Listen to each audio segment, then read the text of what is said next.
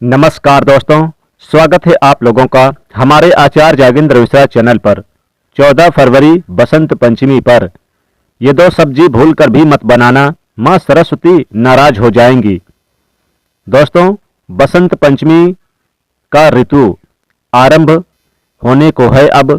दोस्तों, बसंत ऋतु बहुत ही बड़ा शुभ और बहुत ही पवित्र दिन माना जाता है। बसंत पंचमी के दिन से ही बसंत ऋतु का आरंभ हो जाता है। दोस्तों, इस बार बसंत पंचमी का पावन पर्व 14 फरवरी दिन बुधवार को है। माँ सरस्वती की आराधना के लिए ये बसंत पंचमी का दिन सर्वश्रेष्ठ दिन माना जाता है। ज्ञान, विवेक, बुद्धि, वाणी, विद्या और सभी कलाओं की प्राप्ति करने हेतु माता सरस्वती की आराधना बसंत पंचमी के दिन की जाती है। माँ सरस्वती की महिमा अपरंपार है। ऋग्वेद में उनके बारे में बताया गया है कि ये परम चेतना है। सरस्वती के रूप में ये हमारी बुद्धि तथा मनोवृत्ति की संरक्षिका है। हम पर जो आचार और समक्ष उसका आधार माता सरस्वती है। इनकी समृद्धि और स्वरूप का वैभव अद्भुत है। दोस्तों, बसंत पंचमी के दिन ज्ञान की अधिष्ठात्री देवी माँ सरस्वती का अवतरण दिवस होता है।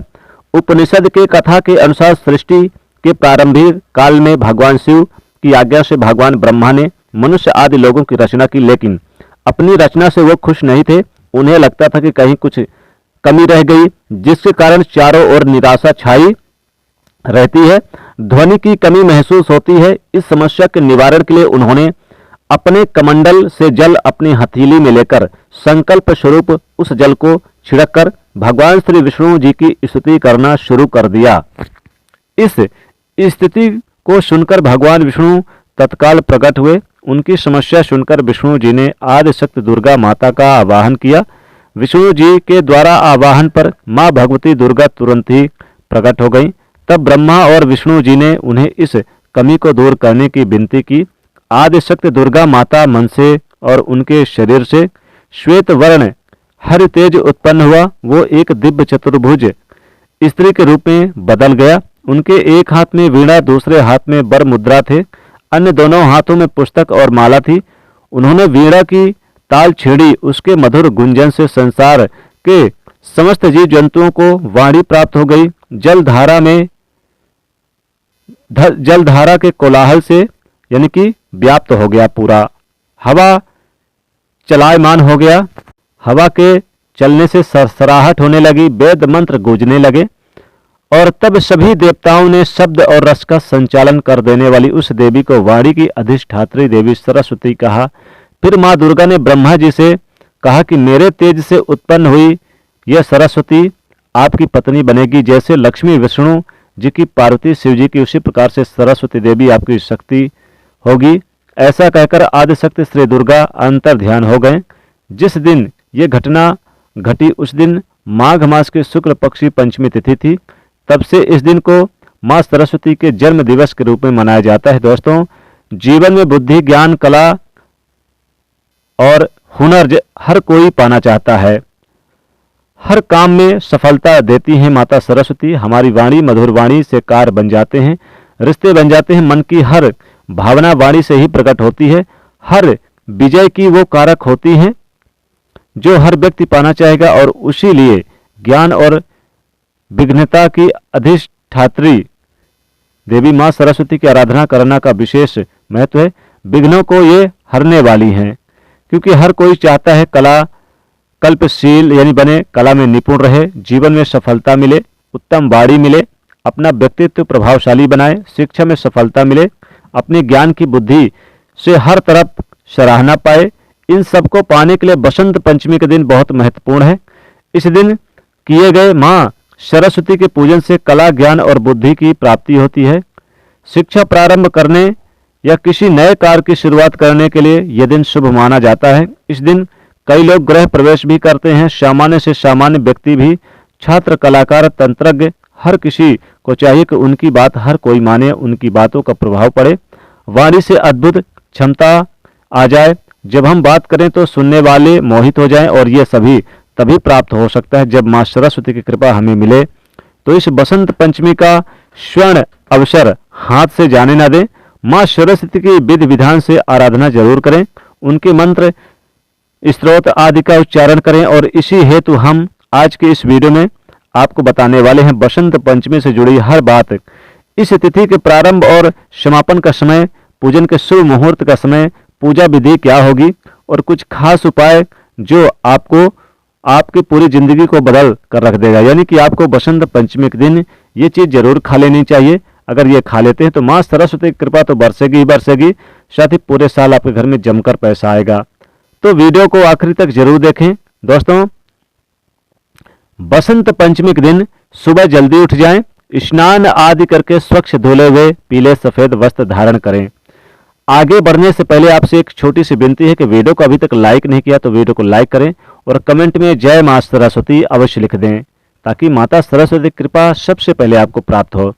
दोस्तों, इस दिन सबसे पहले तो आप नहा धोकर स्वच्छ वस्त्र धारण करें। इस दिन पीले वस्त्र धारण करने का विशेष महत्व है।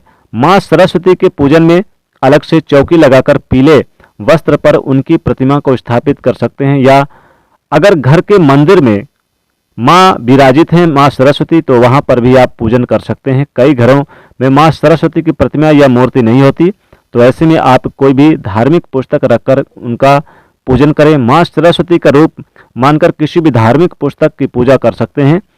छात्र अपनी ही किताब का पूजन करें। देवी माँ सरस्वती के सामने शुद्ध घी का दीपक जलाएं, हल्दी और श्वेत चंदन से तिलक करें, उन्हें पीले पुष्प अर्पित करें। भोग में पीले मीठे चावल का भोग अर्पित करें, इसे बहुत शुभ माना जाता है। किसी भी पीले मीठी वस्तु का, जैसे बेसन के लड्डू, पीले फल आदि का भी भोग आप लगा सकते हैं। फिर सभी परिवारजनों के साथ प्रसाद ग्रहण करें। इस दिन पीले रंग का खास महत्व है। ये शुभता, सात्विकता, सकारात्मकता लाता है।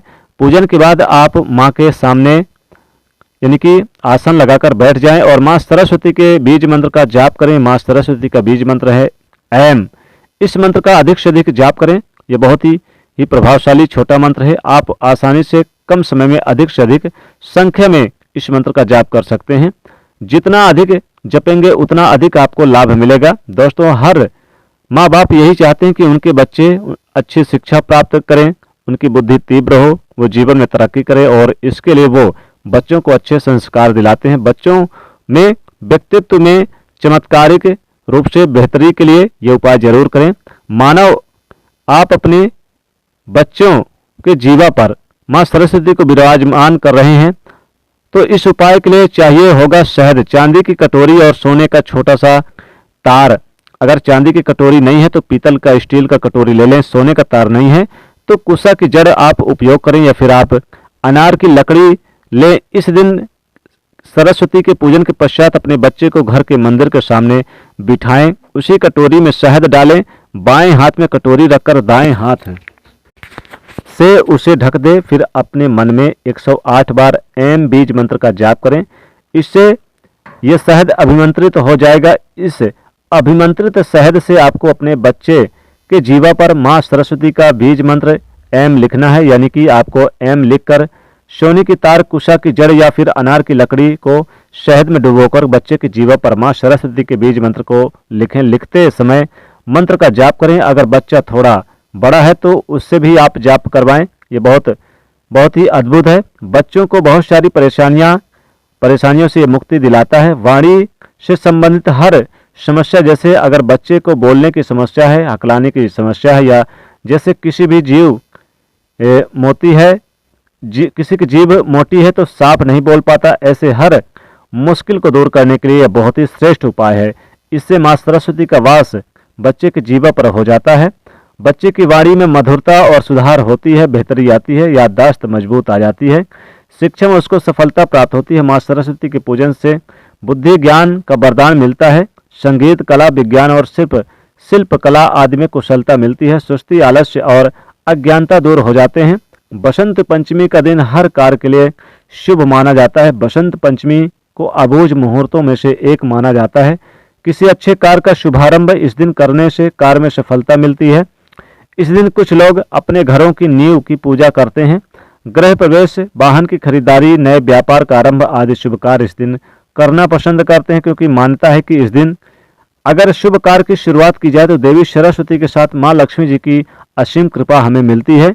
इस दिन सुबह जल्दी उठकर हल्दी मिले पानी स्नान करें, स्वच्छ वस्त्र धारण करें। शुभ मुहूर्त में माँ सरस्वती की पूजा दूध, दही, मक्खन, नारियल, घी और पीले भोग से करें। इस दिन माँ सरस्वती को पीले रंग के ही भोग चढ़ाएं। पुराणों के अनुसार बसंत पंचमी पर पीले रंग का विशेष महत्व। पीला रंग बसंत ऋतु का प्रतीक है, क्योंकि इस पर्व के बाद शुरू होने वाले बसंत ऋतु में फसलें पकने लगती है, पीले फूल भी खिलने लगते हैं। बसंत ऋतु में फसलें पकने लगती है और कई प्रकार की सुंदरता दिखती है।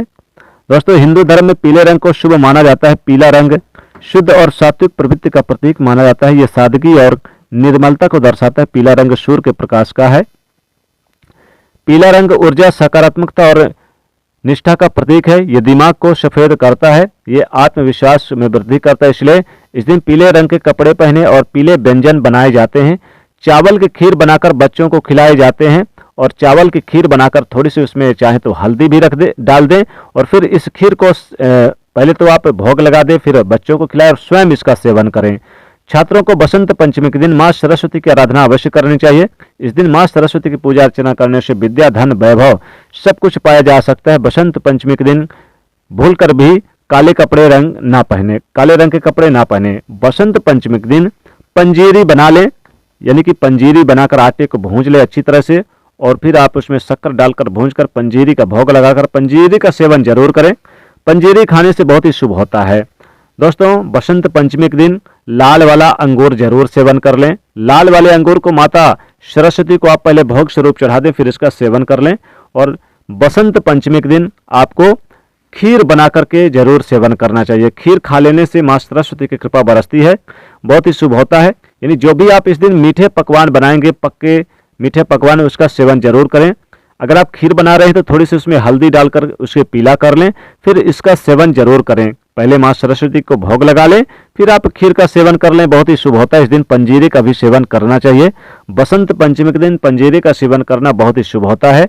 खीर का सेवन करना, लाल अंगूर का सेवन कर लें या फिर आप चाहें तो लाल सेव खा लें, लाल अनार, यानी फलों में ये सारी चीज़ें खा सकते हैं।